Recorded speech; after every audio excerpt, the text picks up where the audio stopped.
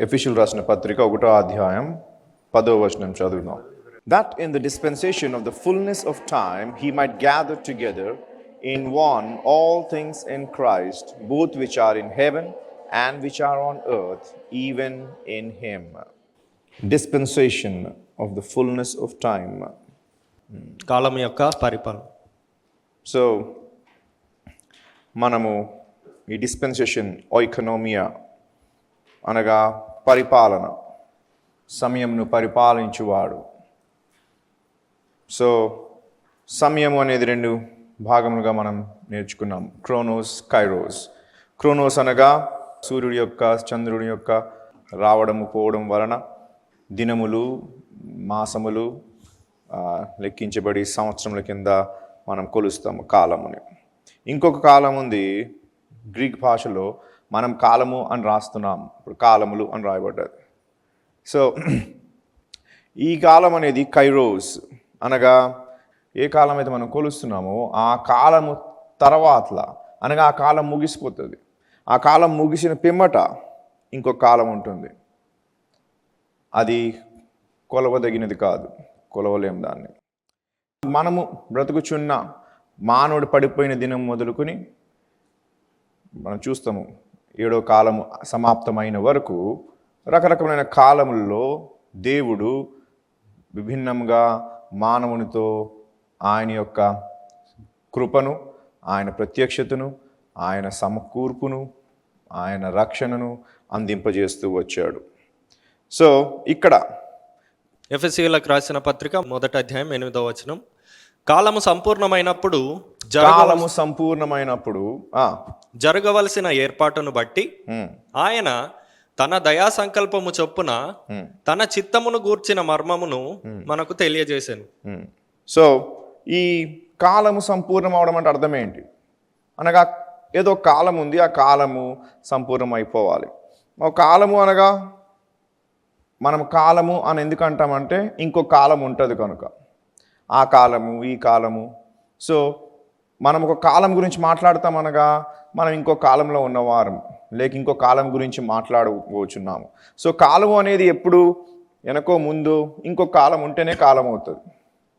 So ప్రాచీన కాలము, భవిష్యత్తులో ఉన్న కాలము, నేటి కాలము. సో ఆ విధంగా కాలము అన్నామంటే దాన్ని కొలిచే సమయము, ఆ సమయంని కొలిచే దాన్ని కాలం అంటారు.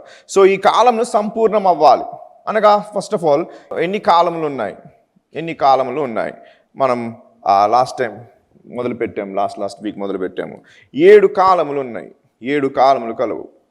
మానవుడు దేవుని సృష్టించిన దినము నుండి, పడిపోయినప్పుడు కాదు, పడిపోయిన దగ్గర నుండి మానవుని యొక్క కాలం మొదలైంది. కానీ మానవుని పట్ల దేవుని యొక్క కాలము, అర్థమవుతుందా? మానవుని యొక్క కాలము, మానవుని యొక్క సమయము నరుడు పాపములో పడిన పిమ్మట మొదలయ్యింది. ఇక్కడ నరుడు పడిపోయిన తర్వాత కాలం మొదలైంది. ఏ కాలము? నరుని యొక్క కాలము, మానవుల యొక్క కాలము. అప్పటి వరకు వాడు నిత్యత్వంలో ఉన్నాడు. నిత్యత్వంలో ఉన్నప్పటికీ దేవుని యొక్క ప్రణాళికలో అదొక కాలం. ఆ కాలమే ఇన్నోసెన్స్ అనగా అమాయకత్వపు కాలం. అది ఏదేన్లో మొదలైంది. ఆదాం నవ్వని సృష్టించిన పిమ్మట అది మొదలయ్యింది. అది నరుని యొక్క పతనము అనగా పాపంలో పడిపోయినప్పుడు అది ముగిసిపోయింది. ఏదెనోలో మొదలైంది, ఏదెనోలోనే ముగిసిపోయింది. తర్వాత మనస్సాక్షి కాలము అని చెప్పాను, అనగా నీతి బాధ్యతలు వాడికి తెలిసి ఉండాలి. ఏ తప్పు చేసినను మంచి చెడు 2 వానిలో ఉంది కనుక, ఇప్పుడు అర్థమవుతుందా? మంచి చెడు 2 ఉన్నాయి కనుక చెడు చేయుటకు బానిస అయినను చెడు చేసిన ప్రతి వానికి మనస్సాక్షి చెప్తుంది ఇది తప్పు అని. సో ఆ కాలము ఉండే. అది ఎక్కడ మొదలైంది? ఆ యొక్క తీర్పు తీర్చినప్పుడు, ఏదెనోలో ఆదాముకి, అవ్వకి మరియు సర్పమునకు దేవుడు తీర్పు తీర్చినప్పుడు మొదలయ్యింది. అది జలప్రళయం దగ్గర ఆగిపోయింది ఆ కాలం. 3వ కాలం, దాని తర్వాత మానవుని యొక్క పరిపాలన, నరుని పరిపాలన మొదలైంది. ఎప్పుడు? ఆ యొక్క ఫ్లడ్ తర్వాత, జలప్రళయం తర్వాత. అది బేబేలు గోపురం దగ్గరికి వచ్చినప్పుడు అది ముగిసిపోయింది. అందరు కలిసి ఒకే పరిపాలనలో, ఒకటే ధ్యేయము కలిగి, ఒకే భాషలో, ఒకే మాట పట్ల తీర్మానము తీసుకుని అందరూ ఏకముగా కూడి ఉండే. అక్కడ భాషలు దేవుడు తీసుకొచ్చి వారికి గందరగోళం సృష్టించి వారిని వేరుపరిచాడు. నరుని యొక్క పరిపాలన కాలము ముగిసిపోయింది. ఎక్కడ? బాబేల్ గోపురం శిథిలమైనప్పుడు. తర్వాత దేవుడు అబ్రాహాముతో వాగ్దానం చేసి వాగ్దాన కాలము మొదలయ్యింది. అబ్రాహాము, ఇషాకు, యాకోబు, యోసేపు వీరందరూ వాగ్దాన కాలంలో ఉన్నవారు. ఆ వాగ్దాన కాలము ఎప్పుడైతే వీరు బానిసత్వం కొనిపోబడ్డారో ఐగుప్తుకు తీసుకెళ్ళబడినాక అక్కడ ఆ కాలము ముగిసింది. వాగ్దానము కాదు, ఆ వాగ్దానపు కాలము ముగిసిపోయి తర్వాతలా సినాయి పర్వతం దగ్గర ధర్మశాస్త్ర కాలము, ధర్మశాస్త్ర యుగం మొదలైంది. ధర్మశాస్త్రము మరియు ప్రవక్తలతో ఉన్న యుగము. ఎందుకంటే ప్రవక్తలు ధర్మశాస్త్రంనే చెప్పారు, దేవుని యొక్క మాటనే మరలా చెప్పారు. దేవుడు చెప్పిన మాట ఇజ్రాయేలీలు చేయకపోయినప్పుడు ఆ సమయముకి వారు చేయుచున్న తప్పిదములు, రాబోచున్న విపత్తి, ఇవన్నీ ప్రవక్తలు మరలా ధర్మశాస్త్రంలో ఉన్న మాటలనే వారికి సరిపోయేలాగున వారి కాలమందు వారు చేయించిన పనులు బట్టి అవి వర్తిస్తూ ఆ ప్రవక్తలు దేవుని మాట చెప్పి ఉన్నారు. దేవుని యొక్క ప్రవక్తలే కానీ ధర్మశాస్త్రమే కానీ రెండు ఆ యుగంలో పనిచేశాయి. సో సినాయి పర్వతం దగ్గర మొదలైన ఈ ధర్మశాస్త్ర యుగము బాప్తిజం ఇచ్చి యోహాను దగ్గర ముగిసిపోయింది. మనం ఈ విషయం నేర్చుకున్నాం. కొంతమంది ఏమంటారు, ఈ యొక్క ధర్మశాస్త్ర యుగము ఎక్కడ? బబులోను బానిసత్వంలో కొనిపోబడినప్పుడు నిబంధన మందసం పోయింది కాబట్టి ధర్మశాస్త్రంలో ఉన్నది అతి ప్రాముఖ్యమైన ఉపకరణము అదే లేనప్పుడు ధర్మశాస్త్రం ఏ విధంగా మనం పాటిస్తున్నాము అని కొంతమంది ఆ బానిసత్వం కొనిపోబడిన వరకే అంటారు. కానీ ప్రవక్తలు అయితే ఉన్నారు కనుక యోహాను, బాప్తిజం ఇచ్చి యోహాను ఆఖరి ప్రవక్త. నూతన నిబంధనలో ఆయన గురించి ప్రస్తావించబడినప్పటికీ ఆయన ఇజ్రాయేలీలకి, యూదుల్లో ఆఖరి ప్రవక్తగా ఉండే. నూతన నిబంధన ముందు ఆఖరి ప్రవక్తగా ఉండే. పాత నిబంధన ప్రవక్త కిందే ఆయన్ని గుర్తిస్తారు. ఎందుకనగా కొత్త నిబంధన యేసు తర్వాత, యేసు చనిపోయిన పిమ్మట అది మొదలయ్యింది. ఆ రాత్రి ఇది నా నూతన నిబంధన అని ఆ రోజు ఇంట్రడ్యూస్ చేశాడు. సిలువ మీద ఎక్కి క్రీస్తునందు అనే విషయం మనం నేర్చుకున్నాం. సో క్రీస్తునందు చేయవలసిన ఆ కార్యములన్నీ సిలువ మీద ఆయన చేశాడు. అప్పుడు నూతన నిబంధనలో మనం ప్రవేశించాము. సో ఫస్ట్ దేవుడు నిబంధనను చేయుటకు సిలువ మీదకి ఎక్కాలి. సిలువ మీదకి ఎక్కిన వరకు అది పాత నిబంధనే. యేసు ప్రభు 3.5 సంవత్సరంలో ఆయన వచ్చి పరిచర్య చేసినను అది పాత నిబంధన కిందే ఉంది. ఆ రాత్రి ప్రభురాత్రి భోజనం అని అంటారు. ఆ రాత్రి ఎప్పుడైతే దేవుడు తన శిష్యులతో ఆ యొక్క వైన్ని అనగా ద్రాక్షరసం తీసుకుని ఇది నా యొక్క రక్తము, నూతన నిబంధన రక్తము అన్నాడో ఆ నిబంధన ఆయన శిలువ మీద ముగింపజేశాడు, అనగా నెరవేర్చాడు. సో నూతన నిబంధన ఆ రోజు మొదలైంది. అందుకే కొత్త నిబంధనలో యోహాను గురించి రాయబడినప్పటికీ మత్తయి, మార్కు, లూకా, యోహాను సువార్తలో యోహాను గురించి ప్రస్తావించబడినప్పటికీ యోహాను పాత నిబంధనలో ఉన్న ప్రవక్త కిందే వర్తిస్తాడు. అర్థమైందా?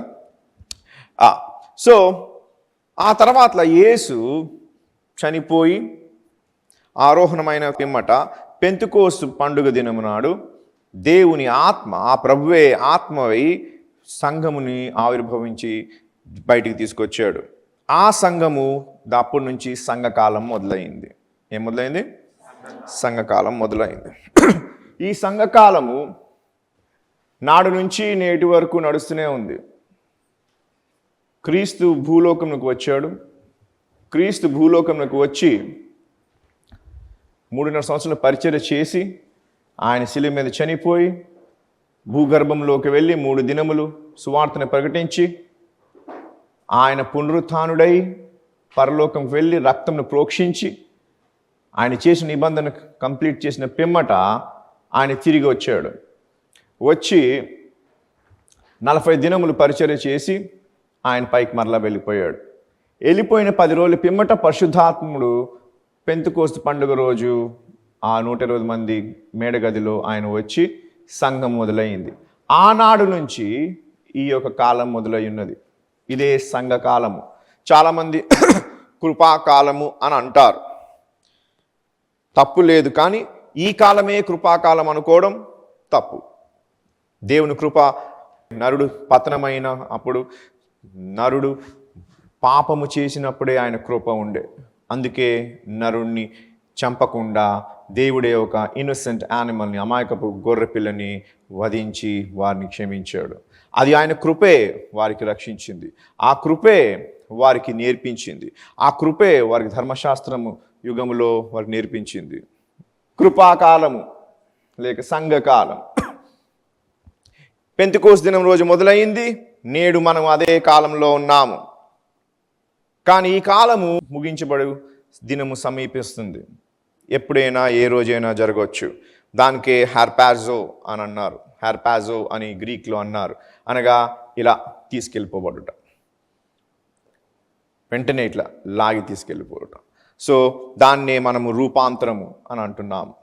సంఘము ఎత్తబడు దినము. ఆ రోజు సంఘకాలం అయిపోతుంది. సంఘం యొక్క కాలము ముగిసిపోతుంది.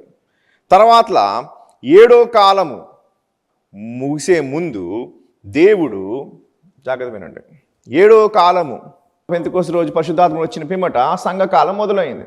సంఘకాలము సడన్గా ఒక రోజు పైకెత్తబడుతుంది. సంఘం ఆనోకే విధంగా క్రీస్తు నడిచి పైకెత్తబడ్డాడో అలాగే క్రీస్తునందు ఉన్న ప్రతి విశ్వాసి సంఘముగా ఎత్తబడతారు. మృతులు ముందు, తర్వాత సజీవులు వారి వెనకట్లు వెంబడిస్తూ వెళ్ళిపోతారు. అంతా కనురెప్ప మాటున జరిగిపోతుంది.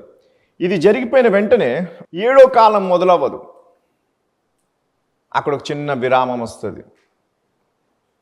ఆ విరామమే 7 ఏండ్ల శ్రమకాలం.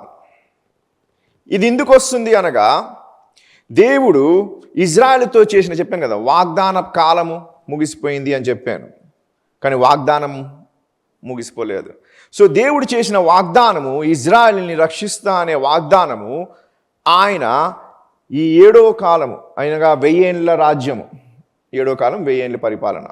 క్రీస్తు యేసు స్వయముగా పరలోకం నుండి కిందకి దిగి రాజుగా మరియు దేవునిగా మందిరములో, ఇజ్రాయేలీలో యెరూషలేములో ఒక మందిరము కట్టబడుతుంది. అది 3వ మందిరము కాదు. మరలా చెప్తున్నాను, జాగ్రత్త వినండి. మందిరం గురించి ఇంతకుముందు కూడా చెప్పాను, మరలా చెప్తున్నాను. ఇది చాలా ప్రాముఖ్యమైనది. పరలోకములో ప్రకటన గ్రంథములో మందిరం యొక్క ప్రస్తావించబడిందంటే దాని ప్రాముఖ్యత చాలా ఎక్కువగా ఉంటుంది. మొట్టమొదటి మందిరం సొలొమోను రాజు కట్టాడు. ఆ మందిరమే శిథిలమైపోయిన పిమ్మట నెహెమియా, ఎజ్రా వీరితో దాన్ని ఏమైంది, పునరుద్ధరణ చేయబడ్డది, రిపేర్స్ చేయబడ్డాయి. అంతేగాని దానికి జెరుబాబేల్ మందిరం అని అన్నారు. జెరుబాబేల్ మందిరం అని అన్నారు. ఎందుకనగా జెరుబాబేల్ అని వాడు ఎవరు? ఒక యూదా యొక్క గవర్నర్. జెరుబాబేల్ అని వాడు యూదాకి పరిపాలకుడుగా ఉన్నాడు. యూదాకి రాజు లేడు. మనకి మళ్ళీ చెప్పాను, రాజుల యొక్క కాలములో ఏ రాజు అయితే ఇంకొక రాజు మీద ఆక్రమించి ఆ రాజ్యంని గెలుస్తాడో ఆ 2 పనులు చేస్తాడు. ఆయన దయా కనికరం ఉన్నవాడైతే ఆ రాజుకి షరతు పెడతాడు. ప్రతి సంవత్సరము ఇంత కప్పమును నాకు చెల్లించవలసి ఉన్నది. నేను నా యొక్క శత్రు రాజులు నా మీదకి వచ్చినప్పుడు నీవు నీ సైన్యముతో నాకు సహాయానికి రావాల్సి ఉన్నది. అంతేకాకుండా నా తరపున ఒక ప్రతినిధి నిత్యము నీ దగ్గర ఉంటాడు గవర్నర్గా. నేను చెప్పిన పని ప్రతి ఒక్కటి వాడు చేయులాగా అమలుపరచబడేలాగా వాడు చూసుకుంటాడు. అలాగే ఫిలాత్ అనేవాడు హేరోదు రాజుగా ఉన్నప్పటికీ యేసు సమయంలో ఫిలాత్ అనేవాడు రోమన్ యొక్క గవర్నర్ అయి ఉన్నాడు. సో రోమన్ యొక్క గవర్నర్ అయిన ఫిలాతు రాజు కాదు. కానీ ఎక్కడైతే చాలా డిస్టర్బింగ్ ఉంటుందో అక్కడ రాజు కన్నా పవర్స్ ఫిలాతుకే ఇవ్వబడ్డది. అర్థమవుతుందా మాటలు? సో ఈ యొక్క రాజు దర్బార్లో నేను రాజుని ఓడిపోయాను, కానీ నాకు ఓడగొట్టిన రాజు అంటున్నాడు, నీకు సింహాసనం ఇస్తాను, నీ రాజ్యం నీకు ఇస్తాను, కానీ ప్రతి సంవత్సరం నాకు ఇంత కప్పం నువ్వు చెల్లించవలసి ఉన్నది. నంబర్ 1. నంబర్ 2, నేను ఎప్పుడు యుద్ధం చేసినాను నీవు నీ సైన్యంతో యుద్ధంకి రావాల్సి ఉన్నది. 3వది, నా పరిపాలన అక్కడ నేను చేయించిన నా పరిపాలన ఏ విధమైన అడ్మినిస్ట్రేషన్ ఉందో అవన్నీ ఇక్కడ అమలు జరపబడాలి. అవి జరపబడుతున్నాయా లేవా, నువ్వు లోబడుతున్నావు లేదా అని చూడటానికి నా తరపున ఒక ప్రతినిధి నీ యొక్క రాజ్య దర్బార్లోనే ఉంటాడు. మంత్రి ఏ విధంగా నీ పక్కన ఉంటాడో ఆయన కూడా నీ రాజ్య దర్బార్లోనే ఉంటాడు. సో ఈ విధముగా ఆ యొక్క రాజుని వారు ఏం చేస్తున్నారు, సామంత రాజులుగా ఉంచుతున్నారు. కానీ ఎప్పుడైతే పెద్ద పెద్ద రాజ్యములు ఈ యొక్క రాజ్యం తిరిగి లెగుస్తున్న భయం ఉంటుందో వారు ఏం చేశారు, ఓడగొట్టిన రాజులకి చంపేశారు. ఓకే. కానీ తర్వాత ఆ యొక్క ప్రాంతములను ఓడగొట్టిన రాజే కానీ వాడి ప్రతినిధే కానీ దాన్ని పరిపాలించలేక లెక్కలేని ప్రాబ్లమ్స్ వచ్చేది. ముఖ్యంగా యూదా దేశంలో అనగా ఇజ్రాయెల్ ప్రాంతంలో ఉన్న యూదా పట్టణము అలాంటి పరిస్థితి. దానికి పరిపాలించడానికి ఓడగొట్టిన రాజు యొక్క ప్రతినిధి పనికి వచ్చేవాడు కాదు, అనగా పనికిరాడు. ఎందుకు పనికిరాడు అనగా మన ప్రజలు ఎప్పుడు వాడిని వ్యతిరేకిస్తూ ఉంటారు, ప్రతి పనిలో ఆటంకాలు కలిగజేస్తుంటారు. Peace, harmony, law and order ఇవేమీ ఉండవు. ఎందుకు? అస్తమానం గొడవలు. ఎందుకు? వారి అస్తమానం వ్యతిరేకం. బానిసత్వంలో ఉన్నను ప్రజలు అస్తమానం వ్యతిరేకించేవారు. అటువంటి పరిస్థితిలో ఒక్కొక్కసారి ఏం చేసేవారంటే ఆ యొక్క ఓడగొట్టిన వారిలోనే, ఆ రాజవంశంలోనే ఒకరిని తీసుకొచ్చి గవర్నర్గా ఉంచారు. అలాగా జెరుబాబేలు ఒక మెస్సయ యొక్క లినియేజ్ అనగా మెస్సయ యొక్క వంశావళిలో ఉన్నవాడు, అనగా దావీదు గోత్రంలో ఉన్నవాడు. సో వాడిని తీసుకొచ్చి ఆనాడు ఆ యొక్క యూదా ప్రాంతముకి గవర్నర్గా ఉంచాడు. గవర్నర్గా ఉన్నను ఆయన పర్షియా రాజు తరపున ఉన్నవాడు. సో ఆయన జెరుబాబేలు అనువాడు పరిపాలకుడు, ఇక్కడేమో యెహోషువ అనువాడు ప్రధాన యాజకుడు. వీరిద్దరూ కలిసి జెరుబాబేల్ మందిరంని పునరుద్ధరణ చేశారు. అర్థమైందా? అది రెండో మందిరం కాదు. మనము చాలామంది అనుకుంటాం అది రెండో మందిరం అని, క్రైస్తవులే కానీ చరిత్రకారులే కానీ. కానీ యూదీయులు జెరుబాబేల్ మందిరంని రెండో మందిరం కింద ఎంచరు. యేసు కన్నా ముందు హెరోద్ ద గ్రేట్ అని ఒక గొప్ప రాజు వచ్చాడు. వాడు ఈ యొక్క శిథిలమైన సొలొమోన్ రాజు మందిరమే కానీ, దాన్ని పునరుద్ధరణ కలిగింపజేసిన జెరుబాబేల్ మందిరంనే కానీ వాటిని ఇరగ్గొట్టి దానికి డబల్ సైజులో ఒక పెద్ద మందిరంని కట్టాడు. ఎవరు?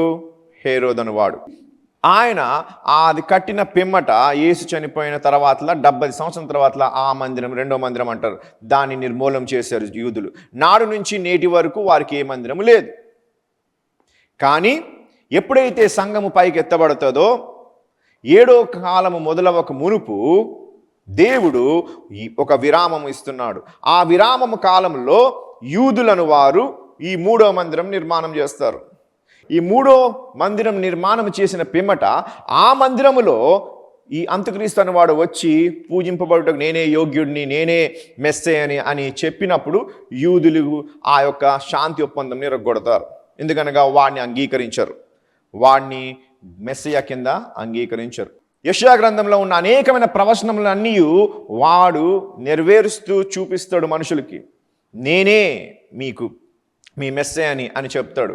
ప్రపంచం యావత్తు అనేక రకములైన విగ్రహార్థం చేయుచున్న అనేకమైన దేవుళ్ళు దేవతలు ఉన్నను వారందరూ వారి యొక్క దేవత యొక్క ఇంకొక జన్మ ఇది అని, ఇంకొక అవతారం ఇది అని వాడిని అందరూ అంగీకరిస్తారు. కానీ యూదులు మాత్రమే అంగీకరించరు. ఎప్పుడైతే తనకు తాను ఆ యొక్క మందిరములో, 3వ మందిరంలో తనకు తాను ప్రతిష్ఠించుకుని నేనే దేవుని కుమార్, నేనే దేవుడిని అంటాడో అది చాలా అబామినేషన్ ఆఫ్ డెసలేషన్ అని అంటారు. హేయమైన అతిక్రమము, హేయమైన అతిక్రమము అని దానియేలు గ్రంథంలో రాయబడిన అది జరపబడుతుంది. ఎప్పుడు? ఎక్కడ? 3వ మందిరంలో. ఎప్పుడు? ఈ 7వ కాలము మొదలవక మునుపు 6వ కాలం ముగిసిన పిమ్మట. అర్థమవుతుందా? 6వ కాలం ఎప్పుడు ముగిస్తుంది? సంఘము పైకెత్తబడినాక. పైకెత్తబడిన వెంటనే 7వ కాలం రాదు. 7వ కాలం రావడానికి ఒక విరామం ఇవ్వబడుతుంది. ఎందుకనగా దేవుని చేసిన వాగ్దానము జ్ఞాపకం చేసుకుంటాడు. అంటే మర్చిపోయాడని కాదు, వారు మర్చిపోయారు అనుకున్న వారికి జ్ఞాపకం చేస్తాడు. నేను చేసిన వాగ్దానము ఎప్పుడు మరవను అని. సో ఈ యొక్క వాగ్దానంని ఆయన నెరవేర్చు నిమిత్తమై ఏ వాగ్దానం అయితే ఇర్మియాకి చెప్పాడో ఆ ఇర్మియా యొక్క ఆ వాగ్దానంని చూసి, ఆ ప్రవచనం చూసి దానిని చదువుతూ 70 వారం అయిపోతున్నాయో కదా వెళ్ళిపోతాను అనుకున్న ఆ 70 వారము అప్పుడు మొదలవుతుంది. 70 వారము అనగా వారం అంటే ఎన్ని రోజులు? 7 రోజులు. ఒక్కొక్క రోజు దేనికి సాదృశ్యము? 7 సంవత్సరములు. ఎప్పుడైతే ఇర్మియాకి ఆ యొక్క 70 వారముల గురించి దేవుడు, అర్థమవుతుందా? ఇర్మియాకి, దానియేలు కాదు, ఇర్మియాకి దేవుడు 70 వారం నుంచి చెప్పాడు. 70 వారం యొక్క ప్రవచనం ఎవరికి ఇవ్వబడ్డది? ఇర్మియాకి ఇవ్వబడ్డది. ఇర్మియా ఏమంటున్నాడంటే అప్పుడు ఇంక బానిసత్వం కొనిపోబడలేదు. ఒక రోజు వీళ్ళు కొనిపోబడతారు బానిసత్వంలో. బానిసత్వంలో పోయిన పిమ్మట 70 వారం తర్వాత మెస్సయ్యగా వచ్చి దేవుడు ఇజ్రాయెల్ని రక్షిస్తాడు. ఇజ్రాయెల్ ఇంకా ఎప్పుడు వారు పడిపోకుండా దేవుడే వారిని నిర్మాణం చేస్తాడు అని 70 వారం నుంచి రాస్తాడు. తర్వాత బానిసత్వంలో కొనిపోబడ్డారు. దానియేలు బానిసత్వంలో ఉండి సుమారు 90 సంవత్సరాల వయసు ఉన్నప్పుడు అప్పుడు ఇర్మియా యొక్క గ్రంథంని చదువుతూ ఆయన లెక్కేసుకుంటున్నాడు, నేను పలానప్పుడు వచ్చాను, 70 వారాలు ఇంకొక 2-3 సంవత్సరాలు అయిపోతుంది, మేము వెళ్ళిపోతాము, మేము వెళ్ళిపోయి దేవుడు మమ్మల్ని ఇంకా ఎప్పుడు బానిసత్వంలో కొనిపోబడకుండా, ఇజ్రాయెల్ ఎప్పుడు నాశనం అవ్వకుండా తన వాగ్దానం నెరవేర్చేస్తాడు అని అనుకుంటున్నప్పుడు గాబ్రియేల్ వచ్చి చెప్తుంది, బాబు 70 వారం ఇప్పుడప్పుడు కాదు అని. ఇర్మియాకి ఎప్పుడైతే ఆ యొక్క ప్రవచనం ఇవ్వబడ్డదో ఆ సమయం మొదలుకొని యేసు ప్రభు మట్టల ఆదివారము యెరూషలేములోకి ఆ కాల్ట్ అనగా గాడిద పిల్ల మీద ఎప్పుడైతే ఆయన ప్రవేశించాడో ఆ రోజు వరకు కరెక్ట్గా క్యాల్కులేట్ చేస్తే 69 వారములు అయినాయి. అనగా 483 సంవత్సరములు ఆ రోజుతో ముగిసినాయి. గాబ్రియేల్ చెప్పిన మాటకి కరెక్ట్గా డేస్తో పాటు కలిపి లెక్క పెడితే 483 సంవత్సరములు అనగా 69 వారములు ఆ రోజుతో ముగిసిపోయాయి. కానీ దేవుడు అక్కడ ఆపేశాడు. ఆయన చేసిన వాగ్దానంని ఆపి సంఘంని తీసుకొచ్చాడు. సంఘం ఎప్పుడైతే పైకెత్తబడుతుందో అప్పుడు ఆ 70 వారము అనగా లాస్ట్ వారం అనగా 7 రోజులు 7 సంవత్సరములు అనే విరామం ఉంటుంది. అందుకే జాగ్రత్త వినండి, అమాయకత్వ యుగము, నీతి బాధ్యత గల యుగము, నరుని పరిపాలన యుగము, వాగ్దానపు యుగము, తర్వాత ధర్మశాస్త్ర యుగము కదా. ధర్మశాస్త్ర యుగం తర్వాత ఏ యుగం వచ్చింది? సంఘ యుగం వచ్చింది. సంఘం యొక్క కాలం వచ్చింది. సంఘం ఎత్తబడిన పిమ్మట 7వ కాలము 1000 ఏళ్ళ పరిపాలన. దానికి మునుపు ఒక విరామం వస్తుంది. ఆ విరామము 7 సంవత్సరములు, 7 ఏళ్ళ శ్రమకాలం అని మనం అంటాం. అంత్యక్రీస్తు ఏమంటాడు? ప్రపంచమంతా ఏమంటది? 7 ఏళ్ళ శాంతి ఒప్పందము. అనగా ప్రపంచంలో ఎప్పుడు ఎన్నడూ లేని అంత శాంతి మొట్టమొదటిసారి ఈ యొక్క లూసిఫర్ చెప్పినందుకు చెప్పిన మాట మేరకు ప్రపంచం యావత్తు ఆ ఒప్పందంను ఒప్పుకుంటుంది. 3.5 సంవత్సరంలో అదే శాంతి నెరవేర్చబడుతుంది. ఆ శాంతి ప్రపంచం యావత్తు శాంతిగా ఉంటుంది. అందరూ ఇక వాడిని పొగడిన వాళ్ళు లేరు. ప్రపంచం యావత్తు వాడిని నిజంగా ఎంత శాంతి, ప్రపంచంలో ఎప్పుడు అంత శాంతి రానిది. ఇగో శాంతికి సమాధాన అధిపతి అని పేరుంది కదా యెషయాలో, నేనే ఆ సమాధాన అధిపతి అని చెప్తాడు. ఆ సమయంలో 3వ మందిరము యూదులు కడతారు. కట్టినప్పుడు అక్కడ ఆయన తనకు తాను మెస్సియాగా ఎప్పుడైతే చెప్పుకుంటాడో, పూజ చేయమంటాడో అప్పుడు యూదీయులు వ్యతిరేకమవుతారు. ఈ యూదా దేశం అనగా ఇజ్రాయెల్ దేశము, ఈ దేశముతో పాటు ఇంకొక 3 రాజ్యములు కలుస్తాయి. ఆ 3 రాజ్యములు కలిసి ఇంకో 2 రాజ్యములు కలుస్తాయి. కలిసి ఆ 3 రాజ్యములు అంత్యక్రీస్తుతో యుద్ధము చేస్తాయి. అప్పుడు ప్రపంచం యావత్తు 10 ముక్కలుగా చీల్చబడుతుంది. ఇప్పుడు మనకెట్లా 7 కాండములు ఉన్నాయో అప్పుడు ఆ 7 కాండంలో ఉన్న మనుషుల జనాభాము దాన్ని ఏం చేస్తారంటే 10 ముక్కలుగా దాన్ని చీల్చబడతారు. 10 ముక్కలుగా చీల్చబడిన ఆ జనాంగంలో 7 రాజ్యములు సాతాను అనగా అంత్యక్రీస్తుకి వెంబడిస్తాయి. వారికి నాయకుడిగా అంత్యక్రీస్తుంటాడు. ఇజ్రాయెల్తో పాటు ఇంకొక 2 ముక్కలు, ఆ ముక్కల్లో ఎన్ని రాజ్యాలు ఉండొచ్చు. సో ఆ 2 ముక్కలు కలిసి అనగా 2 రాజ్యాలు కలిసి ఈ 3 రాజ్యాలు సాతానుతో యుద్ధము చేస్తుంది. 3.5 సంవత్సరములు ఈ యొక్క యుద్ధం జరుగుతుంది. ఆ యుద్ధం కన్నా ముందు వాడు ఏం చేస్తాడు? శ్రమలు పెట్టడం మొదలు పెడతాడు. ఎవరికి? ఈ 3 దేశములకు. ఈ 3 దేశంలో మిగతా 2 దేశములు పొలిటికల్గా రాజకీయ పరంగా వారు వ్యతిరేకించినందుకు వాడికి వ్యతిరేకంగా నిల్చుంటారు. ఈ 3 దేశములు వానికి రాజకీయ పరంగా వ్యతిరేకంగా నిల్చుంటారు. అంతేగాని వీడు మెస్సయ్య కాదు కదా అని ఫైట్ చేయరు. దానిలో అనేకమైన క్రిస్టియన్ దేశములు ఉంటాయి కనుక, వారికి ఈ విషయం తెలుసుంటాయి కనుక అప్పుడు కొంతమంది దాన్ని నమ్ముతారు. కానీ యాక్చువల్గా ఎవరైతే ఈ యొక్క ఇజ్రాయెల్ని చేయొత్తిస్తున్నారు యుద్ధములో, వారందరూ దేనికోసం వ్యతిరేకిస్తున్నారు? పొలిటికల్గా వాడి యొక్క మాటలు నచ్చట్లేదు, వాడి పరిపాలన వాళ్ళకి ఇష్టం లేదు కనుక వారు వ్యతిరేకిస్తారు. సో ఆ సమయమందు ఏ యుగమైతే అయిపోయింది అనుకున్నామో ఆ యుగములో చేయబడిన ఆ వాగ్దానము 70వ వారము ఇంకా ఉంది. అనగా 7 రోజులు 7 సంవత్సరముల యొక్క పరిపాలన ఉంది. ఆ 7 సంవత్సరాల పరిపాలన మొదలైనప్పుడు సంఘం ఎత్తబడి ఇంకా దేవుడు రెండో రాకడ కన్నా ముందు 7 ఏళ్ల యొక్క శ్రమకాలములో ఈ విరామములో మరొకసారి ధర్మశాస్త్ర యుగం మొదలవుతుంది. ఎందుకు? 70వ వారము కంప్లీట్ అవ్వడానికి. 70వ వారం ఎక్కడ రాయబడ్డది? ఎప్పుడు రాయబడ్డది? ఏ యుగంలో? ధర్మశాస్త్ర యుగంలో. సో ధర్మశాస్త్ర యుగంలో రాయబడిన ఆ యుగము ముగిసిపోయింది అనుకుంటాం, కానీ ఈ విరామములో దాని ముగింపు దేవుడు పెడతాడు. ఇంత క్లారిటీగా ఇంకెవ్వరు చెప్పాడు నేను చెప్పినంత. ఎందుకంటే ఎవరు చెప్పరు, ఎందుకంటున్నంటే ఇటువంటివన్నీ తీసుకొచ్చి తలపగలగట్టుకోరు అనవసరంగా. కాలం గురించి, కాలం సమాప్తమైన, కాలం సమాప్తమైనాక ఒక కాలం అయిపోతే సమాప్తమైనాక అని చెప్పేస్తాడు. ఇదంతా అవసరం లేదానికి. సో ఎప్పుడైతే సంఘము పైకెత్తబడుతుందో, యేసు రెండో రాకడగా రావడానికి 7 సంవత్సరములు భయంకరమైన శ్రమకాలం ఉంటుంది. బైబిల్లో సంఘము దాన్ని శ్రమకాలంగా పిలిస్తే, అంత్యక్రీస్తు దాన్ని ఏమంటాడు? శాంతి కాలం అని పిలుస్తాడు. శాంతి ఒప్పందము జరుగుతుంది. 3.5 సంవత్సరము శాంతిగా ఉన్న ఈ యొక్క రాజ్యములు కొట్లాడుకోవడం మొదలయ్యి 3.5 సంవత్సరం తర్వాత భయంకరమైన శ్రమలు మొదలవుతాయి. ఆ శ్రమలు ఈ 3.5 సంవత్సరం శాంతి ఒప్పందం మొదలుకొని అయిన వరకు ధర్మశాస్త్ర యుగం మరొకసారి అమలులోకి వస్తుంది. ఎందుకనగా దేవుడు ఇజ్రాయెల్తో చేసిన వాగ్దానం మర్చిపోలేదు. ధర్మశాస్త్రంలో చేసిన ఆ వాగ్దానం నెరవేర్చుటకు ధర్మశాస్త్ర యుగంలో వారితో మరొకసారి దేవుడు పనిచేస్తాడు. వారిని రక్షిస్తాడు, వారిని కాపాడుతాడు, వారిని రాజ్యంగా స్థాపిస్తాడు. దాని పిమ్మట సడన్గా ఒకరోజు దేవుడు రెండో రాకడగా ఆయన రాజులకు రాజు, ప్రభులు ప్రభువుగా వస్తాడు. ఆ రోజు ప్రతి నేత్రము చూస్తుంది. ఆ రోజు ప్రతి మోకాలు వంగుతాయి. ఎందుకనగా ప్రపంచంలో మొట్టమొదటిసారి దేవుణ్ణి తన ఉగ్రత దేవుడే స్వయంగా వచ్చి చూపించున్నప్పుడు ప్రపంచం యావత్తు చూస్తుంది. దేవుని ఉగ్రత అనేక మార్లు వచ్చింది. సొదొమ గొమొర్రా మీద వచ్చింది, అవును కదా? ఫ్లడ్ అనగా జలప్రలయంలో వచ్చింది. సో ఈ విధముగా అనేక మార్లు దేవుని ఉగ్రత వచ్చింది, మనుషులకి దేవుడు శిక్షించాడు. కానీ దేవుడు తనకు తాను ప్రత్యక్షపరచుకోలేదు.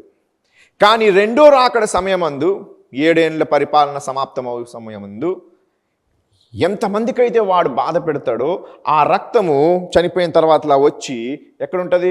దేవుని సింహాసనం దగ్గర మొరపెడుతూ ఉంటుంది. ఆ రక్తపాతంను చూసి ఓర్చుకోలేక దేవుడు 7వ సంవత్సరంలోనే ఎప్పుడో ఒక రోజు సడన్గా దిగుతాడు.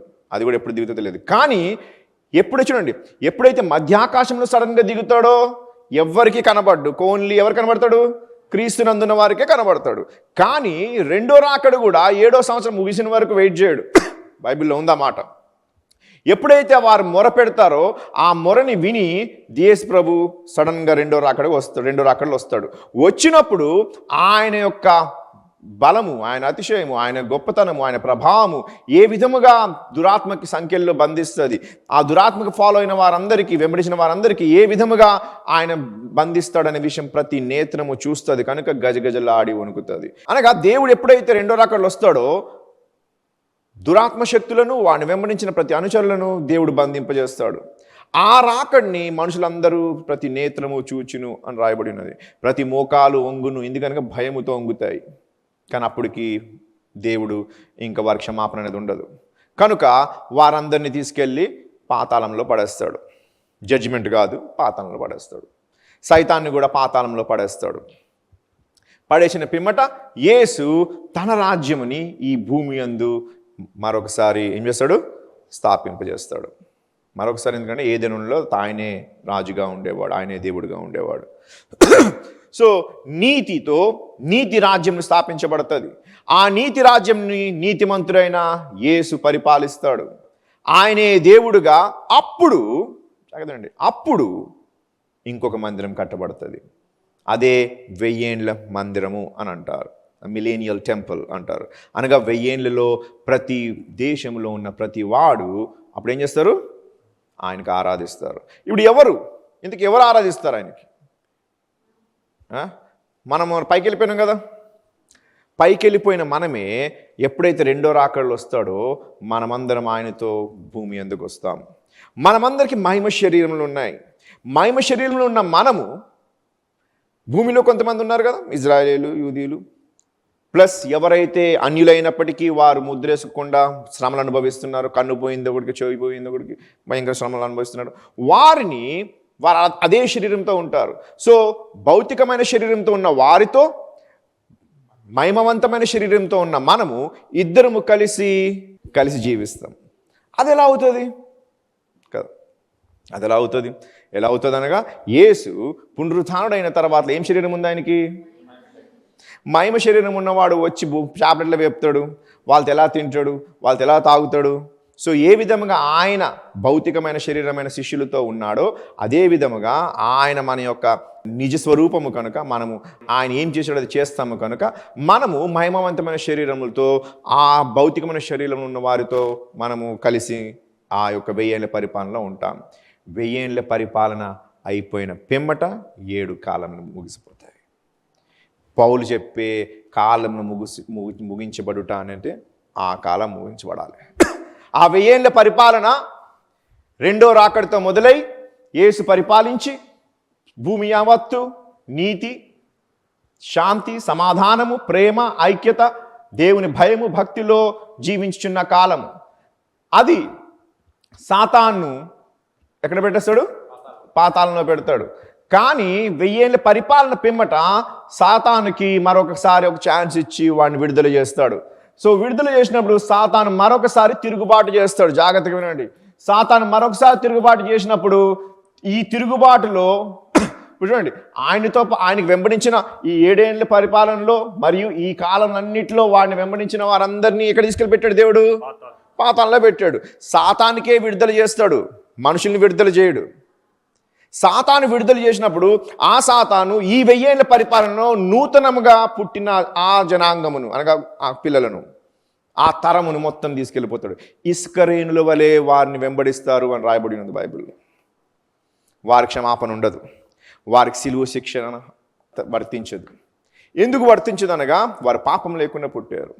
పాపంలో మనం పుట్టాము కనుక, పాపంలో మనం పెరుగుచున్నాము కనుక సిలువతో యేసు మనం రక్షిస్తున్నాడు. సిలువ శిక్షణలో వారు నీతి రాజ్యంలో ఉంటున్నారు కనుక నీతి యొక్క రాజే వారిని పరిపాలిస్తున్నప్పటికీ అటువంటి నీతిమంతమైన యుగములో ఉండి కూడా అన్నీ తెలిసిన వారు మనం ఏ విధంగా ఉన్నాము, మనము అటు భౌతికమైన వారు ఏ విధంగా దేవుడు రక్షించడానికి ఇవన్నీ వారికి తెలియపరచబడినప్పటికీ సాతాను ఎప్పుడైతే పాతాళ లోకంలో ఒక క్షణం కోసం విడిపించబడతాడో వారి యొక్క మనసుల్ని తిప్పేస్తాడు.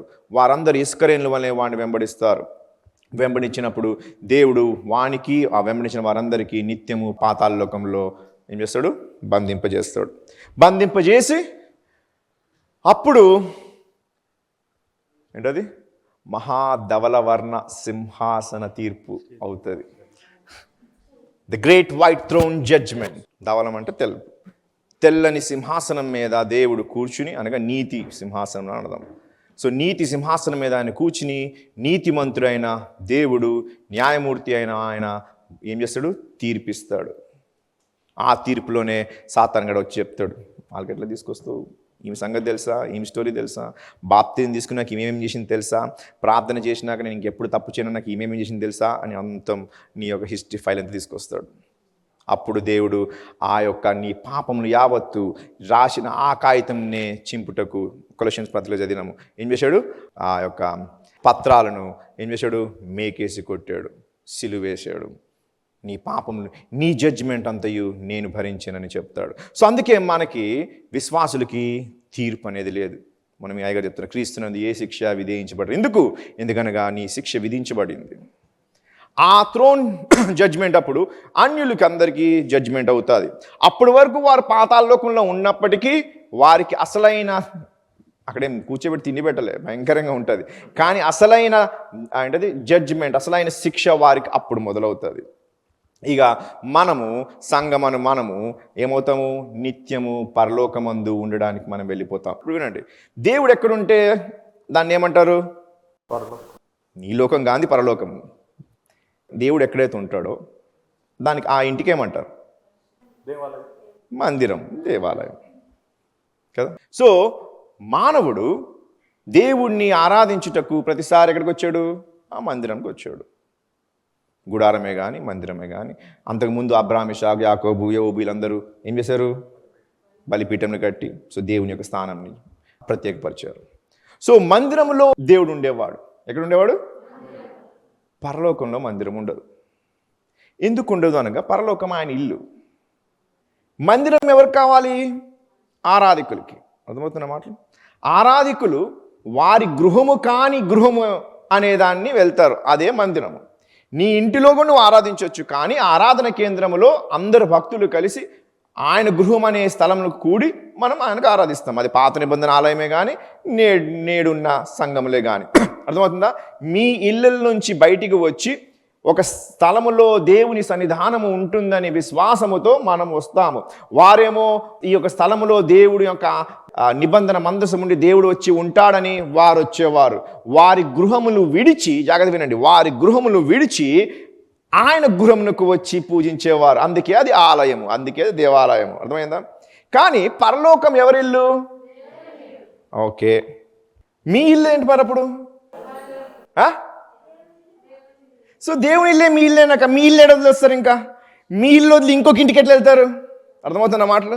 భార్యాభర్త వేరే రూమ్లో ఉండలేరు, వేరే వేరే ఇంట్లో ఉంటే భార్యాభర్తలు సంసారం చేసిన గారు. అదే విధముగా వధువు అయిన మనము ఆయనతో ఆయన గృహములో ఉంటాము కనుక ఆయన ఎక్కడుంటే అదే మనకి ఇల్లు, అదే మనకి ఆలయము. సో పరలోకంలో ఆలయం ఉండదు. పరలోకం దేవుని సింహాసనం ఉంటుంది, దేవుని సింహాసనం ఆసీనుడు అయి ఉంటాడు, అక్కడ ఆరాధన జరుగుతుంది. కానీ ఆ పరలోకమే నీ ఇల్లు. నీ ఇల్లు వదిలి ఇంకొక దగ్గరికి వెళ్ళి ఆరాధిస్తే ఆయన ఇల్లు వేరు, నీ ఇల్లు వేరు. అర్థమవుతుంది ఎందుకు ఆలయం లేదు అనే మాట చెప్తున్నాను. మీరు ఎప్పుడైనా విన్నారలేదు నాకు తెలియదు, కానీ నేనేది ఎప్పుడు వినలేదు ఈ మాట. దేవుని ఆలయం అనేది పరలోకంలో ఉండదు. 4వ మందిరమే ఆఖరి ఆలయము. ఎందుకనగా ఆలయంలో, జాగ్రత్త వినండి, ఆలయంలో దేవుడు ఉండేవాడు, మనం వచ్చేవారం. ఎప్పుడైతే పరలోకంకి వెళ్తామో ఆలయమే మన ఇల్లు, దేవుడే మనవాడు, మనము ఆయన ఇద్దరము కలిసి ఉండు స్థలం అది. అటువంటి జీవితం దేవుడు మనకిస్తాడు. ఈ కాలంలో ముగిసిపోయిన పిమ్మట అంటున్నాడు. అక్కడికి వచ్చాం మనం. మనసు చదువుదాం, 8వ చదువు బాబు. కాలము సంపూర్ణమైనప్పుడు జరగవలసి, అర్థమైందా? సంపూర్ణం ఎప్పుడవుతుందో? కాలం సంపూర్ణమైనప్పుడు జరగవలసిన ఏర్పాటును బట్టి ఏంటి అనగా ఏర్పాటు ఆల్రెడీ ఏర్పరచబడింది. అందుకే యేసు అంటున్నాడు, నేను పైకి వెళ్ళి ఏర్పాటు చేస్తాను, సిద్ధము చేస్తాను, నీ గురించి ఏం చేస్తాను? నీ కోసం ఇల్లు కడతాను అంటున్నాడు. నా తండ్రి దగ్గర అనేక గదులు ఉన్నాయి, లేకపోతే నేను చెప్పను అని అంటున్నాడు. అనగా అనేక గదులను ఆయన ఏర్పాటు చేయడానికి పరలోకంలో ఉన్నాడు. కాలము సంపూర్ణమైనప్పుడు జరగవలసిన ఏర్పాటును బట్టి ఆయన తన దయా సంకల్పము చొప్పున తన చిత్తమును గూర్చిన మర్మమును మనకు తెలియజేసెను.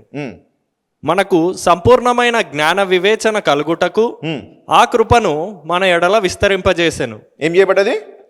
విస్తరింపజేయబడ్డదా? ఈ సంకల్పమును బట్టి ఆయన పరలోకంలో ఉన్నవే గాని భూమి మీద ఉన్నవే గాని సమస్తమును క్రీస్తునందు ఏకముగా సమకూర్చవలెనని. సమకూర్చడం, క్రీస్తునందు అన్నిటిని ఏం చేస్తున్నాడు? ఈ సమకూర్చడం అనేది చాలా పెద్ద మాట. మనం కల్పించడం అంతే కదా అనుకుంటాం, కానీ దానిలో చాలా గొప్ప మర్మం ఉంది. అది ఇంగ్లీష్లో ఏమన్నా గ్యాదర్ టుగెదర్, తెలుగులో ఏమంటున్నాం? సమకూర్పు. ఏంటి సమకూర్పు అంటే అర్థం ఏంటి? ఏదైనా వదిలేస్తారా? కాదు, అన్నిటినీ తీసుకొచ్చి జత చేసి కలుపుతారు. సమకూర్పు అనేది గ్రీకు భాషలో ఒక భయంకరమైన పదం ఉంది, 21 లెటర్స్తో ఉన్న పదం అది. సమకూర్పుని ఇంత పెద్ద పదం ఉపయోగించిన అవసరం ఉందా? దాని పేరు ఏంటంటే అనేక ఫలాయి సమస్తాయి.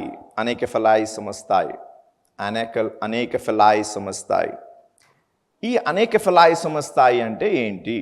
సమకూర్చడం అంటే ఏంటి చెప్తా వినండి. మీరందరూ కొంచెమైనా చదువుకుంటారు కదా, బడికి వెళ్ళినప్పుడు 2 + 2 అని ఏం చేస్తాం? తర్వాత గీత కొట్టాం, కింద ఏం చేస్తాము? గీత కొడతాం. గీత కొట్టి ఏం చేస్తాం? 2 + 2ని కదా 4 అని రాస్తాం. సో ఈ 4 ఏంటి? టోటల్ సమకూర్చడం, 2 + 2. సో మ్యాథమెటిక్స్ యావత్తు ఏ విధంగా ఫాలో అవుతాము? అన్నీ సమ్ చేసి సమ్ టోటల్ కింద రాస్తాం. గ్రీక్లో అకౌంట్స్ని రాసినప్పుడు ముఖ్యంగా ఈ యొక్క అంకెలన్నీ రాసి, అర్థమైందా? 500, 300, 200 ఇవన్నీ రాసి మనం కింద రాస్తాం. వారు పైన రాస్తారు, పైన గీత వేసి పైన దాంట్లో టోటల్ ఉంటుంది. అనగా చూడండి ఎందుకు ఉంటుందంటే, ఎవడైతే ఫైనల్ రిపోర్ట్ చదువుతాడో వాడు ఇదంతా చూడడు. ఇదంతా చూచేవాడెవడు, దానికి ఎవడైతే దాని పట్ల వాడికి ఆ పని అప్పచెప్పారో వాడు చెక్ చేసుకోవాలి. మొత్తం ఎంత అయింది అనేదే చూస్తాడు ఎవరు, పరిపాలకుడు. అర్థమవుతున్న మాటలు? సో మొత్తం ఎంత, మొత్తం ఏది, ఆ ఫిగర్ ఏది అనేది ఫస్ట్ పైన కనబడాలి. అర్థమవుతున్న మాటలు? ఇంకా అర్థం కావట్లేదు. ఈ ఏంటది అనాకెఫలాయి సమస్తాయి అనగా క్రీస్తునందు సమస్తమును సమకూర్చడము. అనగా క్రీస్తునందు అని 27 మార్లు ఎఫెసీయుల పత్రికలోనే రాయబడ్డది. క్రీస్తునందు అంటే మీకు చెప్పాను 8 గుర్తింపులు. క్రీస్తునందు 8 గుర్తింపులు ఏంటంటే అవి ఏం గుర్తు నేనే చెప్పుకోవాలి, నేనే జ్ఞాపకం ఉంచుకోవాలి. స్వభావము, జీవము, బాంధవ్యము, ఆయనతో బాంధవ్యము, పరిచర్య 5వది, శ్రమ 6వది, స్వాస్థ్యము 7వది, సమస్త మహిమ 8వది, యాత్రికులుగా ఉన్నాం. ఇవన్నీ క్రీస్తునందు ఆయన చనిపోయినప్పుడు ఇవన్నీ ముగింపజేశాడు. సో ఎప్పుడైతే సమకూర్చబడ్డాయి అన్నాడో, నీ యొక్క ఏమేమి కావాలి, ఎంతమంది ఉన్నారు, ఎంతమందికి ఏమేమి చేసున్నాడు అది కాదు చూసేది దేవుడు.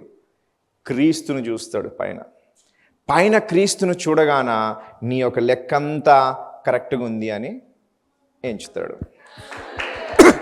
సమకూర్చబడు అంటే నీ యొక్క చెడు పనులు మంచి పనులు అన్నీ లెక్కించబడి తీర్పు తీర్చబడి నీతిమంతుడుగా ఉన్న నీ యొక్క నీది నాది అందరి లెక్కల్ని పైన క్రీస్తునందు చూడడం సమకూర్చబడుట అంటే అది. మళ్ళొకసారి చదువుదాం ఇప్పుడు ఆ వచనం. అనకఫలాయి సమస్తాయి. ఇప్పుడు అర్థమైందా ఎందుకంత పెద్ద వర్డ్ పెట్టాడు? ఎందుకనగా అంత పెద్ద లెక్క ఉంది మంది.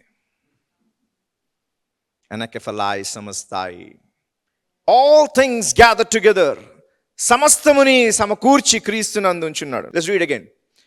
That in the dispensation of the fullness of times, ఈ కాలము సమాప్తమైన పిమ్మట, అర్థమవుతుందా? ఈ కాలము ముగించిన పిమ్మట, he might gather together in one all things in Christ. క్రీస్తునందు సమస్తముని సమకూరుస్తాడు. నీ జీవితం, నీ యొక్క మంచి కార్యం, నువ్వు ఇచ్చిన అర్పణని అన్నింటినీ లెక్కేస్తాడు. నువ్వు చేసిన చెడు పనులు ఏ విధంగా విడిచి వెళ్ళిపోయావో, దేవుని ఏ విధంగా దూషించావో అన్ని లెక్క వేసి క్రీస్తునందు దాన్ని సమకూర్చి చూస్తాడు. రీడ్. కాలము సంపూర్ణమైనప్పుడు జరగవలసిన, కాలము సంపూర్ణమైన, అర్థమవుతుందా? ఇంత వర్డ్గా తీసుకెళ్తున్నాను మీకు. కాలము సంపూర్ణమైన పిమ్మట అనగా 7 కాలములు దేవుడు మానవుని నిమిత్తమై ఆయన రకరకాల కాలముల్లో ఆయన పని చేసినందుకు, మానవుని యొక్క కాలం కాదు, దేవుడు తన యొక్క పనులు ఒక్కొక్క కాలంలో ఒక్కొక్క విధంగా చేసినందుకు 7 కాలంలో నిర్ణయించాడు. 7 కాలం సమాప్తమైన తర్వాత కాలము సంపూర్ణమైనప్పుడు జరగవలసిన ఏర్పాటును బట్టి ఒక ఏర్పాటు ఉంది. ఆయన ఎవరు? క్రీస్తు. తన దయా సంకల్పము చొప్పున తన చిత్తమును గూర్చిన మర్మమును మనకు తెలియజేసి మనకు సంపూర్ణమైన జ్ఞాన వివేచన కలుగుటకు ఆ కృపను మన ఎడల విస్తరింపజేసాను. ఈ సంకల్పమును బట్టి ఆయన పరలోకములో ఉన్నవే గాని భూమి మీద ఉన్నవే గాని సమస్తమును క్రీస్తునందు ఏకముగా క్రీస్తునందు సమస్తముగా ఏకముగా నిన్ను ఆయన్ని అందరినీ కలిపి ఏకముగా చూస్తాడు. క్రీస్తునందు చూస్తాడు. పరలోకంలో ఉన్నదే గాని భూలోకంలో ఉన్నవే గాని ఎవరుంటారు? మనం అందరం. పరలోకంలో ఎవరున్నారు? క్రీస్తు. సో అనగా పరలోకమందు ఫస్ట్ మనం 3వ వచనం చదువుతాం. 3వ వచనం చదువు. మన ప్రభు అయిన యేసుక్రీస్తు యొక్క తండ్రి యొక్క దేవుడు స్తుతించబడును గాక.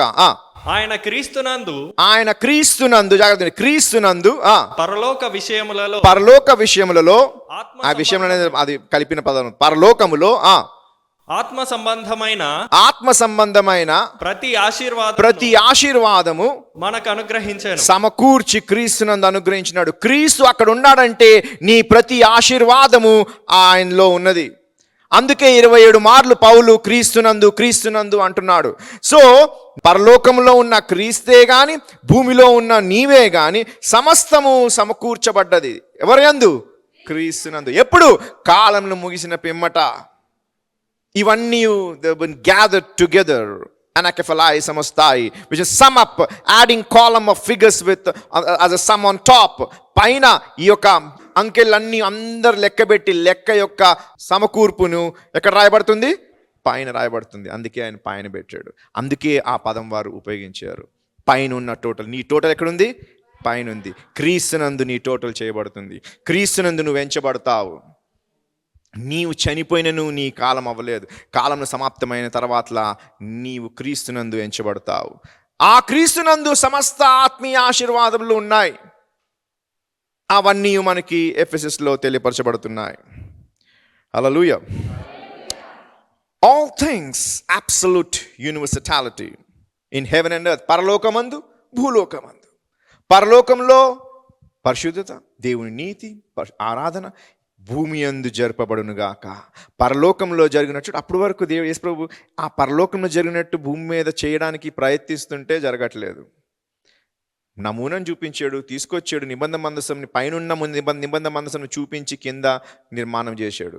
దేవుడు వచ్చాడు, ఉన్నాడు, చూశారు, కానీ వారు దేవుడి నుంచి దూరం అయిపోయారు. కానీ ఇప్పుడు క్రీస్తు యేసు బట్టి దూరం కాదు. క్రీస్తు యేసు ఏ విధంగా అయితే ఆ రోజుల్లో మందిరమే కానీ ప్రత్యక్ష గుడారమే కానీ ఎప్పుడైతే వారు దేవుని యొక్క మాట నిష్కర్యంగా గైకొని వినక అవిధేయత చూపించేవారో దేవుని యొక్క సన్నిధానం వారికి వచ్చేది కాదు. దేవుడు వారి మధ్యన వచ్చేవాడు కాదు. కానీ ఇప్పుడు కూడా మనం అటువంటి పనులు చేసినప్పటికీ, అటువంటి వారం అయినప్పటికీ మన యొక్క సమ్ టోటల్, మన యొక్క సమకూర్పు క్రీస్తునందు ఉంది కనుక క్రీస్తు బట్టి ఆయన సన్నిధానం ఎప్పుడూ మనకి పోదు. మన దగ్గర నుంచి ఆయన ఎప్పుడు నీవు విడిచినను, అందుకే నిన్ను విడువను ఎడబాయను. మరి విడవలేదా? ఎడబాయలేదా? క్రీస్తు యేసునే ఆఖరిసారి ఎడబాసాడు. ఇంక దాని తర్వాత మనకి ఎప్పుడు ఎడబాయలేదు. తర్వాత ఇందుకు నిన్ను ఎప్పుడు విడువక ఎడబాయక ఆయన బట్టి నిన్ను ఏం చేస్తున్నాడు? సమకూరుస్తున్నాడు. నా యొక్క ప్రతి కార్యము, ప్రతి ఒక్క మంచి, ప్రతి చెడుని ఆయన యందు సమకూర్చి మనకి ఇవ్వబడుతుంది. In whom also we have obtained an inheritance, being predestinated according to the purpose of him who worketh all things after the counsel of his own will. ఈ సంకల్పమును బట్టి ఆయన పరలోకంలో ఉన్నవే గాని భూమి మీద ఉన్నవే గాని సమస్తమును క్రీస్తునందు ఏకముగా సమకూర్చవలనని తనలో తాను నిర్ణయించుకోనేను. ఏం చేశాడు? తనలో తాను నిర్ణయించుకున్నాడు. ముందే నిర్ణయించుకున్నాడు. మరియు క్రీస్తునందు ముందుగా నిరీక్షించిన మనము తన మహిమకు కీర్తి కలగజేయవలనని దేవుడు తన చిత్త ప్రకారమైన సంకల్పమును బట్టి మనలను ముందుగా నిర్ణయించాడు. ఎప్పుడు ముందు? కాలంలో మొదలవక మునుపు, ఆదాము సృష్టించబడక మునుపు. ఆదాముని సృష్టిస్తాను అంటే దానికన్నా ముందే నీవు ఆయన ఆలోచన ఉన్నావు. నీ గురించి ఏ విధముగా నీ యొక్క పాపములన్నీ ప్రాయశ్చిత్తము చేయబడి నీవు నీతిమంతుడిగా ఆయన కనబడతావు అనే ఆలోచన ముందే నిర్ణయించాడు. సో ఈ ముందు నిర్ణయించడం అనేది కొంచెం రెండు విషయం నేర్చుకుందాం. To mark out before hand అనగా ఉనికి రాక మునిపే దాని గురించి నిర్ణయించబడు. అర్థమవుతుందా? ఆడవాళ్ళు గర్భం దాలుస్తారు. లోపల శిశువు ఉన్నాడని కొన్ని రోజుల తర్వాత ఆమెకు కూడా తెలుస్తుంది. కొంచెం పెద్ద అవుతే వాడు తనడం మొదలు పెడితే చేయి పెట్టిన ప్రతి వానికి తెలుస్తుంది కదా. సో ఈ విధముగా గర్భం లోపల శిశువు ఉన్నాడని అందరు తెలుసు, కానీ ఆ శిశువు యొక్క జెండర్, లింగం అనేది అబ్బాయా అమ్మాయా అనే విషయము తెలియదు. కానీ ఆధునికమైన టెక్నాలజీ వలన ఏమవుతుంది? ముందే తెలిసిపోతుంది. వాడు రాకముందే ఏమవుతుంది? తప్పవుతుందా? అవ్వదు. ఇంతవరకు అయితే ఇప్పుడు నేను వినలేదు ఆ స్కాన్ రిపోర్ట్ తప్పవడం, మగపిల్లని చెప్తే ఆడపిల్ల పుట్టడం. మన దేశంలో ఎందుకు అది చెప్పొద్దు అంటారంటే చంపేస్తున్నారు కాబట్టి. సో ముందే తెలిసిపోతుంది. రాక మునిపే వాళ్ళ కొడుకు పేరు, కూతురి పేరు ఆలోచించి పెట్టేసుకుంటున్నారు బయట దేశంలో. సో బయటికి రాక మునిపే వాడు ఎవడో అబ్బాయి అమ్మాయి అనే విషయం ఏ విధంగా తెలుసో, అలాగే సృష్టిలోనికి రాక మునిపే దేవుడు నీ గురించి నా గురించి సమకూర్చి క్రీస్తునందు మనకు పెట్టి ఉన్నాడు. అది గొప్ప ఆశీర్వాదం. అది చెప్తున్నాడు పౌలు. ముఖ్యమైనది మనం చూసేది ఏంటి? క్రీస్తునందు మనకున్న ఆశీర్వాదములు. ఆయన పరలోకమందు ఉన్నవాడే కానీ భూమి యందు ఉన్నవే కానీ మనందరినీ క్రీస్తునందు సమకూరుస్తున్నాడు. అనగా మన యొక్క పరిత్రాణము, మన ఎన్నిక, ఇవన్నీ దేవుని ముందు నిర్ణయించి ఉన్నాడు. దేవుడు ముందే నిర్ణయించి ఉన్నాడు. ప్రతి పాపి దేవుని యొక్క మాటని విని లోబడి పాపం ఒప్పుకున్న వాడి గురించి దేవుడికి తెలుసు. వాడి గురించి ముందే నిర్ణయించున్నాడు. వాడు ఆ విధముగా దేవుని తట్టు తిరుగుతాడని దేవునికి తెలుసు. అదే ఇంకొక పాపి అదే వాక్యం విని కూడా తిరస్కరిస్తాడని దేవునికి తెలుసు. వాడి గురించి నిర్ణయించి ఉన్నాడు. నీ గురించి నిర్ణయించి ఉన్నాడు. మనం అనుకుంటే అమ్మ నిర్ణయించేసాను కదా, మనకేం అవసరం అని అనుకోగలం. నిర్ణయం ఆయనకి తెలుసు, నీకు తెలియదు. నువ్వు ఈ శాఖలు ఉన్నావు, ఆ శాఖలు ఉన్నావు. ముందే నిర్ణయించబడ్డది. నీ పరిత్రాణము ముందే నిర్ణయించబడ్డది. నీ ఎన్నిక ముందే నిర్ణయించబడ్డది. నీవు నీతిమంతుడుగా ఉండడం అనేది ముందే నిర్ణయించబడ్డది. ఈ ముందు నిర్ణయం గురించి 2 విషయంలో మనం గ్రహించాలి. ఈ ముందు నిర్ణయము 2 భాగములుగా ఉన్నాయి, 2 విధములుగా ఉంటాయి. ఒకటి డివైన్లీ కాజ్డ్, దైవికంగా ఏర్పరచబడినది, దైవికంగా చేయబడింది. అంటే దేవుడే చేస్తాడు అది. ఏంటి? ఫర్ ఎగ్జాంపుల్, ఉదాహరణకి మన యొక్క పరిత్రాణం ఎవరు రక్షించారు? మనకి దేవుడే. అడగకుండానే, వెతకకుండానే దేవుడు మనకి రక్షించాడు. అది దేవుడి ద్వారా చేయబడినది. ఏది? ఆ రక్షణ. ఆ రక్షణ చేయడమే కాకుండా ఆ రక్షణ సువార్త నీకు అందింపజేయడం కూడా దేవుని యొక్క పని. నీవు ఎవరో చెప్తే, ఎవరో ఫ్రెండ్ ఏమో చెప్తారు. ఒక ఫ్రెండ్ చెప్పినంత మాత్రం నీవు ఇన్ని సంవత్సరాల నుంచి పితరులు మీరు హిందువులుగా ఉండి మతం వేరే మతంలో ఉన్నవారు సడన్గా దేవుని దగ్గర తిరిగిపోతారు. దేవుడే ఆ పని చేస్తాడు. వారు చెప్పినప్పుడు వారికి చెప్పాలనే మనసు దేవుడిస్తాడు. చెప్పేలాంటి పరిస్థితి దేవుడు ఏర్పాటు చేస్తాడు. చెప్పిన పిమ్మట గ్రహించి ఆ యొక్క పిలుపుకి మీరు అంగీకరించి ఆయన దగ్గరికి రావాలనేది కూడా దేవుడే చేస్తాడు. ఇది ముందే నిర్ణయించాడు. అర్థమవుతుందా? సో ముందు నిర్ణయంలో డివైన్లీ కాజ్డ్ అనగా దేవుడే చేసినది, దేవుడే ఏర్పాటు చేసినది, దేవుడే చేయించేది. ఫర్ ఎగ్జాంపుల్, ఎప్పుడైతే ఆదామవ్వ తప్పు చేశారో, ఆదామవ్వ తప్పు చేసినప్పుడు ఏమైంది? తప్పుకి ప్రాయశ్చిత్తం ఉంటుందని తెలియదు, తప్పుని సరిదిద్దుకునే అవకాశం ఉంటుందని తెలియదు. అందుకే వీళ్ళు ఏం చేశారు? దాగున్నారు. ఈ తప్పిదము దేవుడు తెలిస్తే నిర్మూలం చేస్తారనే విషయం వాళ్ళు భయపడి వారు దాగున్నారు. కానీ తప్పు నుంచి రక్షించిన రక్షణ దేవుడే ఏర్పాటు చేశాడు, దేవుడు చేసినది. అర్థమవుతుందా? నాడు నుంచి నేటి వరకు దేవుడే ఆ పనులు చేశాడు. వారు ఏమో అనేక రకమైన అమాయకపు గొర్రెల్ని మేకల్ని అర్పిస్తే దేవుడు అన్నాడు, నాకు నేనే అర్పించుకుంటానని ఆయన మన నిమిత్తమే వచ్చి అర్పించుకున్నాడు. ఇది కూడా దేవుని చేసిందే, నువ్వు అడిగింది కాదు. ప్రభా నా దగ్గర డబ్బులు లేవు, మేము ఇంత పేదోళ్ళమి, సంఘం అనేది చాలా పేద ప్రభా, మరి ఇజ్రాయల్కి అయితే బాగా దీవించినావు, ఏంటది మిల్క్ అండ్ హనీ, తేనె పాలు ప్రవహించే దేశంలో ఉన్నారు కాబట్టి వాళ్ళకి మస్తు డబ్బులు ఉంటాయి. వాళ్ళ పాపంలన్నింటికీ లెక్కలేసేసి ఎప్పుడు పడితే అప్పుడు గొర్రెలు మేకలు ఇచ్చేస్తారు. మాకంత డబ్బులు ఎక్కడ ఉంటాయి ప్రభా, మా క్రిస్టియానిటీ తెలుసు కదా, మా దరిద్రమైన బతుకులు మావి. ప్రతి వాడు అంతే. మరి ఈరోజు పాస్టర్ గారికి క్లాస్ ఇచ్చిన ఈరోజు, ఎందుకనైనా ఈ బతుకున్నది, ఈ జీవితం అంటే ఏమైంది నీ జీవితానికి అన్న. నీకన్నా ఘోరమైన స్థితిలో ఉన్నారు అనేక మంది సేవకులు. నీకు దేవుడు ఆయుష్ ఇచ్చిండు, ఆరోగ్యం ఇచ్చిండు. నీకు నాకు పల్మనాలజీ ప్రాబ్లమ్స్ ఉంటాయి, అనగా ఊపిరితిత్తులో చాలా వీక్గా ఉంటాయి. అలాంటిది నీకు కోవిడ్ వస్తే నువ్వు చచ్చిపోవాలి. మీ అన్న, మీ తమ్ముడు, మీ వదిన అందరూ చచ్చిపోయారు, నువ్వు మాత్రం చనిపోలేదు. ఇదేం జీవితం అంటే ఏంటి? సో అనగా మనము దేవుడు మనకిచ్చిన ఆశీర్వాదం మనం గ్రహించలేము. అడగకుండానే దేవుడు ఇచ్చాడు. వారు అడగలేదు ఏదైనా మనంలో, దేవుడే సమకూర్చాడు. మనము అడగలేదు యేసు ప్రభుకి, మనకు దేవుడు ఇచ్చాడు. మనము కనుక్కోలేదు స్వస్థత ఎలా వస్తుందని చెప్పి, దేవుడే అనుగ్రహించాడు. సో దేవుని వలన చేయబడి, ముందే నిర్ణయించబడి దేవుని ద్వారా చేయబడినది. అర్థమైందా? రెండోది ఏంటంటే డివైన్లీ పర్మిటెడ్ అనగా దేవుడే దాన్ని అనుమతించడం. ఒకటి దేవుడు చేయడం, దేవుడే స్వయంగా చేయడం. రెండోది దేవుడు అనుమతించడం. అనుమతించింది కూడా నిర్ణయమే. అర్థమవుతుందా? ముందు నిర్ణయం అంటే చెప్తున్నా మీకు, ముందు నిర్ణయము 2 శాఖలు గలవు. మొట్టమొదటిది దేవుడే చేసినది. అర్థమవుతుందా? దేవుడే చేసినది. వారిని రక్షణ కలిగించడమే కానీ, నిన్ను నన్ను రక్షించడమే కానీ, ఇవన్నీ దేవుడే చేసినది. ఇంకోటి కూడా ఉంది ముందు నిర్ణయంలో, అది దైవికమైన అనుమతి, దేవుడే అనుమతించింది. అది ఎటువంటిదనగా, యోబు నీతిమంతుడు. అసలు వాడి గురించి సాతాను అదేం చెప్పలేదు. ఎరా మరి వెళ్ళావా, చూసావా, ఇప్పుడు లోకమంతా చూసావంటే చూశాను ప్రభా అంటాడు. మరి నా యోబుని చూసావా అని ఎవరు తీసి యోబు ప్రభా నేనే చేసిన, వాడితో ఎందుకు పెడుతున్నా ప్రభా నాకు అని అంటుండే. నేనైతే వాడు అందరిని చూసినా యోబు ఒక్కడే కొంచెం డిఫరెంట్గా ఉన్నాడు అని యోబు పేరు వాడు తీసిండా? తీయలేదు. ఎవరు తీశారు? అంతలేముంది మీ యోబుకి అన్ని ఇచ్చినా కూడా చూసుకో ఏం చేసుకుని వచ్చు అనగా యోబు గురించి వాడికి తెలిసినప్పటికీ వాడు యోబు గురించి ఏం చెప్పలేదు. యోబు గురించి ఎవరు చెప్తున్నారు? అనగా యోబుకి కష్టపెట్టం అనేది ఎవరు నిర్ణయించింది? వాడికి పెట్టుకోరా అని అనుమతి ఇచ్చింది ఎవరు? సో దేవుడే. ఇది కూడా ముందు నిర్ణయమే. ఎందుకు ముందు నిర్ణయం అనగా వాడిని కష్టపెట్టినను వాడు నష్టపోయినను వానిలో ఉన్న నా ఆత్మ ఎటువంటిదో ఆయనకి తెలుసు. అందుకే నువ్వు వాడిని ఏం పెట్టుకుంటావో పెట్టుకో, వాడిని టెస్ట్లో దించుకో, నువ్వు ఎంత ఎగ్జామిన్ చేస్తావో ఎంత పరీక్షిస్తావో పరీక్షించుకో అని దేవుడు అనుమతిస్తున్నాడు. నువ్వేమైనా చేసుకో, వాడికి ఎటువంటి కష్టం నువ్వు తీసుకురా అని దేవుడు ఎందుకు అంటున్నాడు? కష్టపెట్టినను వాని యొక్క మనసు దేవుడికి తెలుసు కనుక.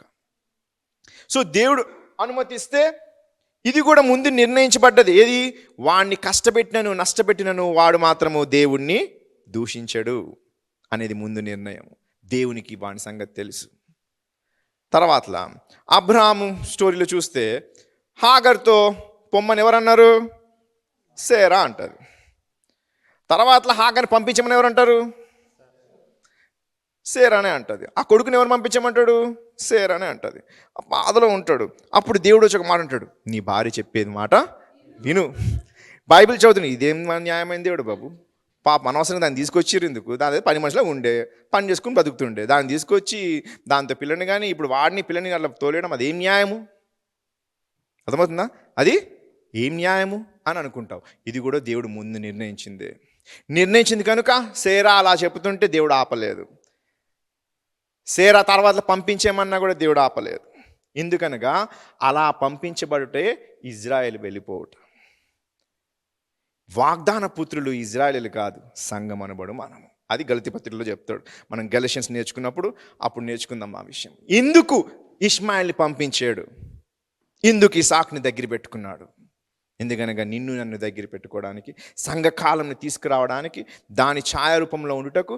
ఇష్మాయిల్ అనగా మనం ఏమనుకుంటున్నాం? ఇష్మాయిల్ అంటే ఇష్మాయిల్ సంతానం అనుకుంటున్నాం. కానీ ఇష్మాయిలు ఎవరు? బాండ్ ఉమెన్కి పుట్టినవాడు, బానిసకి పుట్టినవాడు. ఇజ్రాయెల్ ధర్మశాస్త్రానికి బానిస అయి ఉన్నది.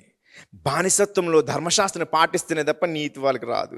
వాళ్ళు ఎంత ప్రయత్నించినను వారు నీతిని పొందలేరు. సో బాండ్ ఉమెన్ అనగా బానిస అయిన అనగా హాగర్ అనే ఆమె బానిస కదా. బానిస ఏ విధంగా హాగర్ బానిస ఉన్నదో అలాగే ధర్మశాస్త్రం అనేది వారికి బానిసత్వంలో ఉంచున్నది.